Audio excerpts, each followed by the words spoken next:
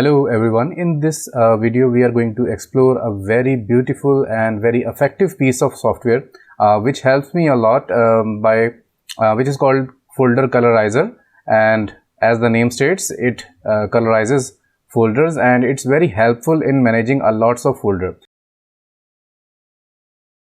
For example, if you have installed it and you create a folder, let's call it folder 1,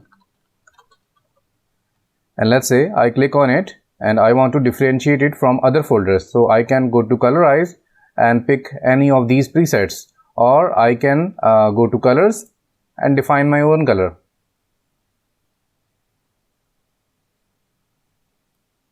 For example, so I like this aqua blue, and let's add the color.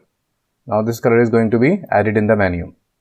So let's right click now, colorize, and we have this medium turquoise color here. So if I click on it, it may take a little bit of time, or you can right click, refresh, and now your folder color is customized. So you can add different style of colors. For example, cancel project, and I can colorize it light gray or red. And maybe if you are working on something, let's say working on this, and you can always make it sandy brown or orange color.